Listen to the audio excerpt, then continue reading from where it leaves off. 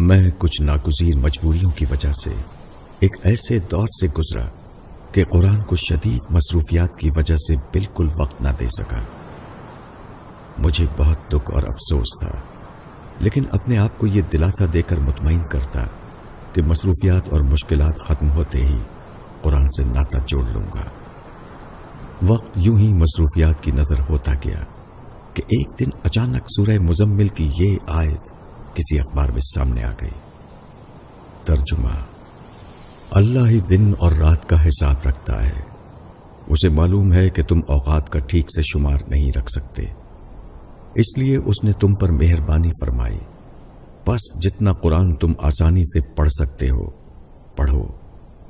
اسے معلوم ہے کہ تم میں کچھ لوگ مریض ہیں اور کچھ رزق اور اللہ کے فضل کی تلاش میں ہیں اور کچھ اللہ کی راہ میں جہاد میں مصروف ہیں، بس جتنا قرآن بآسانی پڑھا جا سکتا ہے پڑھ لیا کرو۔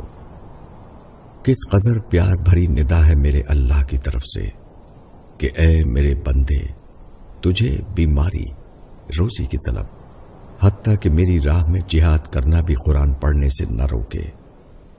میں تمہاری تھوڑی سی محنت کو بھی قبول کرتا ہوں اور تمہاری کمی اور کوتاہی کو معاف کر دیتا ہوں، بس میری طرف متوجہ ہو جا۔ کتنا مہربان ہے میرا رب جس نے مجھے اتنی سہولت دے رکھی ہے۔ اگر میں پھر بھی قرآن کو نہیں پڑھتا تو صرف اپنا ہی نقصان کرتا ہوں، کیونکہ میں قرآن پڑھوں گا نہیں تو سمجھوں گا کیسے، اور سمجھوں گا نہیں تو اس کے احکامات پر عمل کیسے کروں گا۔ یہ یاد رکھنا کہ قرآن کو اللہ نے ہم پر فرض کیا ہے۔ میری آپ سے درخواست ہے کہ قرآن کو اپنی ڈیلی روٹین میں شامل کریں اور روزانہ کم از کم ایک رکوع تو ترجمے کے ساتھ سمجھ کر لازمی پڑھیں، ورنہ جو لوگ قرآن نہیں پڑھتے وہ قرآن کا یہ فرمان بھی سن لیں۔ جب قیامت کے دن نبی کریم صلی اللہ علیہ وسلم ان کی شکایت اللہ سے اس طرح فرمائیں گے اور پیغمبر کہیں گے کہ اے میرے رب، بے شک میری امت نے اس قرآن کو چھوڑ رکھا تھا۔ کوشش کریں کہ قرآن کو اپنی زندگی میں شامل رکھیں۔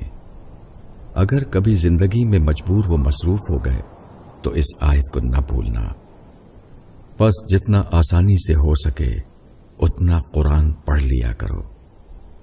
اللہ تعالی ہم کو قرآن کریم پڑھنے اور سمجھنے والا بنا دے اور اس پر عمل کرنے والا اور اس کو دوسرے لوگوں تک پہنچانے والا بنا دے۔ آمین۔